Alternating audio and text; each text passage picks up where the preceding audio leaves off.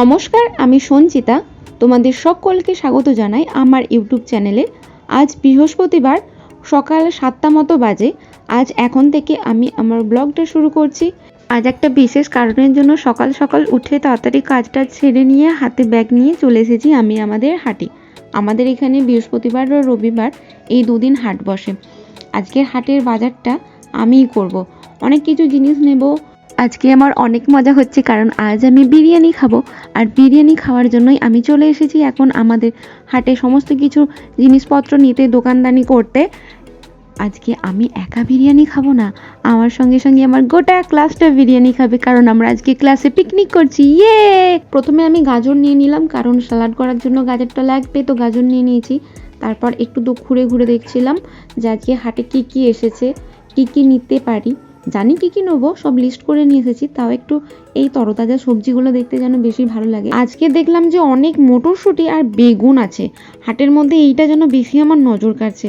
ইচ্ছা গেল একটু মটরশুঁটি নিতে, তবে মনে হলো আগে বাজারটা করি, তারপর দোকানটা করি, তারপরে যদি হিসাবের পয়সা বেঁচে আসে তাহলে আমি মটরশুঁটি নেব, কারণ গিয়ে তো হিসাবটাও দিতে হবে।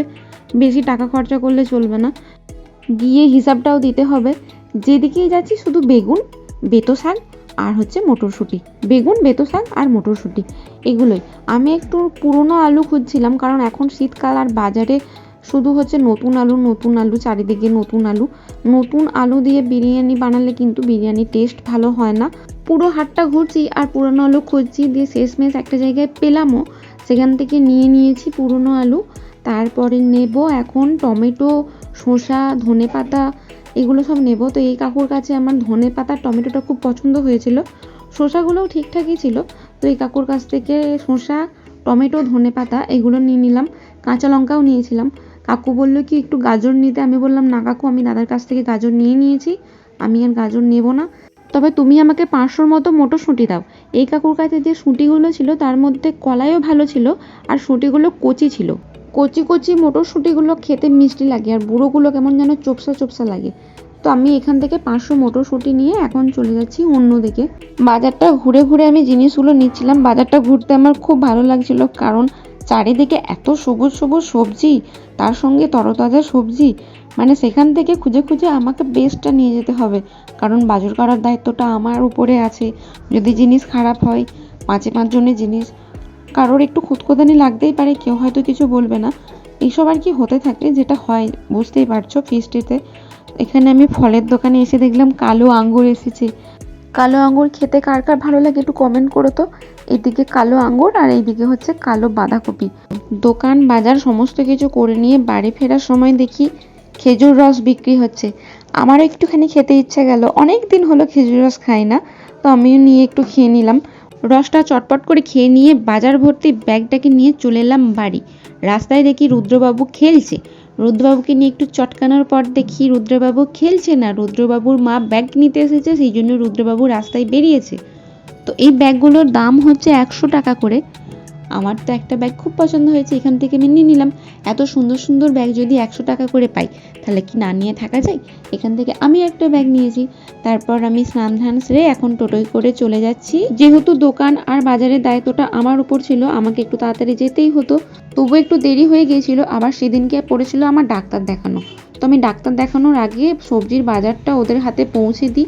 তারপর আমি ডাক্তার দেখিয়ে যখন ক্লাসে আসি, তখন দেখি বাবা সবাই তো এসব ছাড়াতে বাঁটতে কুটতে রেডি হয়ে গেছে। বেশ ভালোই হলো, সব কাজগুলো আগিয়ে রাখলো, কারণ আমাকেই বিরিয়ানিটা রান্না করতে হতো। যদি আমাকে গিয়ে একটু কাটা বাটা করতে হতো তাহলে আমার পক্ষে চাপ হতো। এখানে আমাদের তনুশ্রী কাকিমা আদার পেস্টটা করে নিচ্ছে, আর পাশে আছে নূরজাহান বৌদি হেল্প করছে।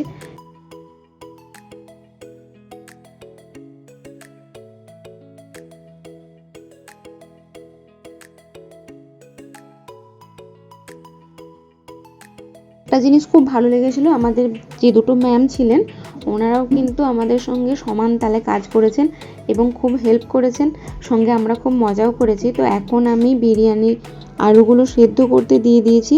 জলের মধ্যে দেওয়া হয়েছে একটু লঙ্কার গুঁড়ো, এখন দিচ্ছি একটুখানি হলুদ গুঁড়ো, দিয়ে দিচ্ছি পরিমাণ মতো নুন, বিরিয়ানি মশলাও দিয়েছি পরিমাণ মতো, তার সঙ্গে দিয়েছি হচ্ছে তোমার গোলাপ জল, ওটাও দিয়েছি। তো আলুগুলোকে আমি ওই 50%-এর থেকে একটু বেশি সেদ্ধ করে নেব। আর এখানে নূরজাহান বৌদি ওদের বিরিয়ানি তৈরি করার জন্য ওদের মাংসটা ম্যারিনেশন করে নিচ্ছে। আমাদের ক্লাসে হিন্দু মুসলিম আমরা সবাই তো একসঙ্গে ক্লাস করি, তো ওরা বলছিল পিকনিক করবে না, কারণ জানোই মুসলিমরা কেন হিন্দুদের সঙ্গে পিকনিক করতে চায় না, মাংসটা নিয়ে একটা সমস্যা থাকে সেই কারণে। তো আমি বলেছিলাম না, তোমরা করো, সমস্ত কিছুটা আমরা অ্যারেঞ্জ করে দেব। মাংসটা নিয়ে সমস্যা, আমি বললাম যে দেখো আমি সমস্ত কিছুটাই এনে দেব, তবে যেহেতু আমাদের রান্নাটা আমি একা করব, আমার পক্ষে তো তোমাদের রান্নাটা করে দেওয়া আর সম্ভব হবে না, তাহলে আমি তোমাকে সমস্ত কিছুটা এনে দিতে পারবো, তুমি কি নিজের রান্নাটা নিজে করে নিতে পারবে? বৌদি বললো হ্যাঁ, কেন পারবো না। তবে ঠিক আছে তাহলে করো, আমি সমস্ত কিছুটাই জোগাড় করে দেবো। সেই জন্যই দুটো আলাদা করে গ্যাস, ওভেন এবং আলাদা করে কড়াই, হাঁড়ি সমস্ত কিছুই নিয়ে আসা হয়েছিল। সেগুলো আমরা সবাই অ্যারেঞ্জ করেছিলাম, কারণ গোটা ক্লাস পিকনিক করব আর ওরা 3 জন করবে না, এটা কেমন যেন একটা মন খারাপেরই বিষয়। তবু অনেকজন করতে পারেনি, বৃহস্পতিবার ছিল বলে। আর যদি না করতাম পিকনিকটা আর হতোই না, কারণ অনেক দিন ধরে করব করে করা হতো। আজকে আমি শ্রী শ্রী ভজহরি মান্না হয়ে গেছি, বেরেস্তা আর আলু ভেজে তুলে নেওয়া হয়ে গেছে, এখন মাংসটা চাপাবো, সেজন্য মাংসটা রেডি করে নিচ্ছি। মোট 18 জনের মতো আমরা পিকনিক করছি, আর 18 জনের বিরিয়ানি আজকে আমি একাই রান্না করব। এর আগেও আমি অনেকবার বিরিয়ানি রান্না করেছি, তবে এত জনের রান্না করিনি, একটু ভয়ে ভয়ে ছিলাম যে টেস্টটা কেমন হবে।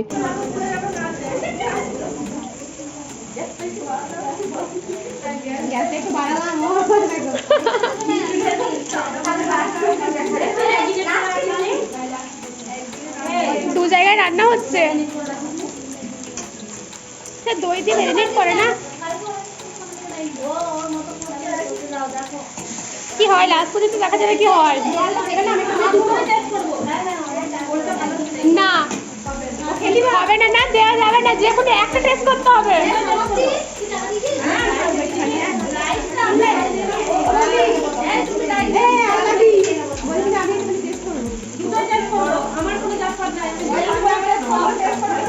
বলছে আমার কোনো জাত টাত নেই।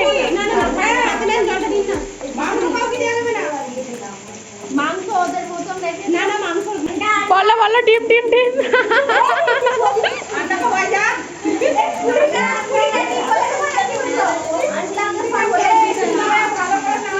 বলো। আগে মাংসটা রান্না করে নিচ্ছি, আমাদের রান্নাটা আমি করছি আর ওইদিকে ওদের রান্নাটা নূরজাহান বৌদি করছে। আমি মাংসটা ম্যারিনেট করে রান্না করিনি, মাংসটা ডাইরেক্ট রান্না করছি, ওইদিকে নূরজাহান বৌদি মাংসটা ম্যারিনেট করে রান্না করছে।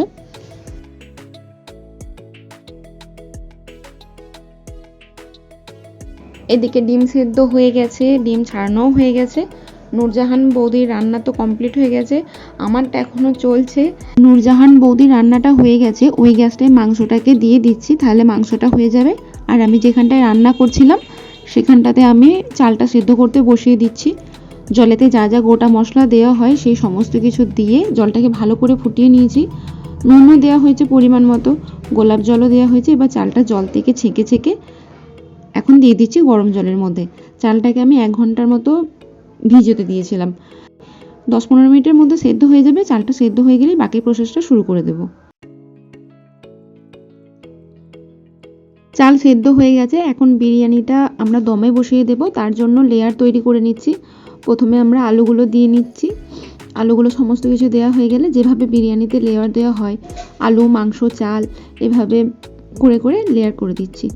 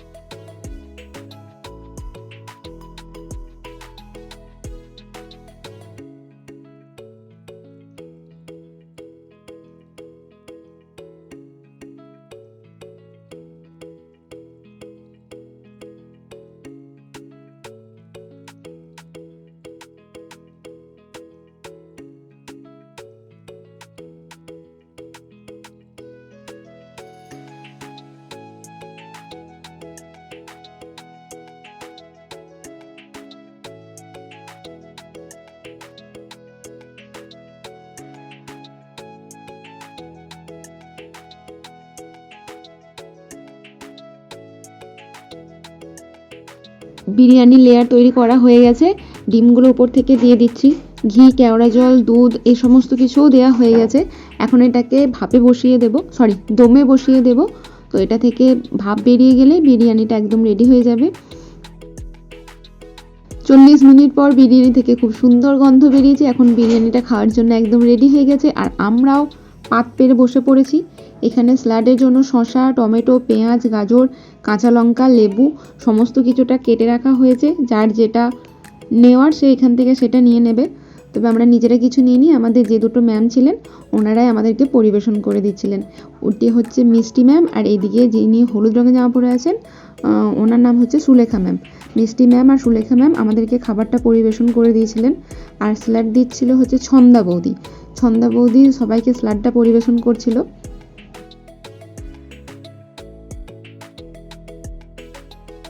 আমার তো খুব জোরে খিদে পেয়েছিল। খিদেতে তো আমার মাথায় যন্ত্রণা শুরু হয়ে গেছিলো, কারণ সকাল থেকে পুরো চাপটা আমার উপর ছিল, তার উপর রান্না করা, এখানে যাওয়া ওখানে যাওয়া, এটাতে আমি পুরো ক্লান্ত হয়ে এখন খেতে বসেছি।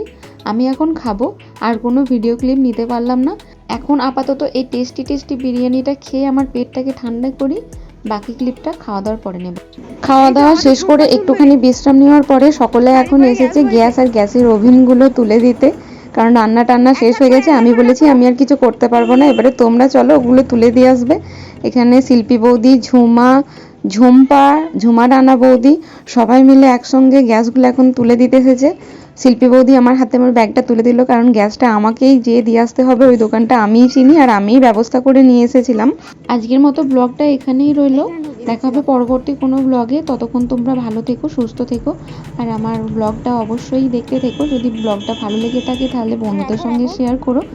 আর বিরিয়ানিটা খুব সুন্দর হয়েছিল, এটা সবাই বলেছে, তাই আমি এখন প্রশংসায় পঞ্চমুখ।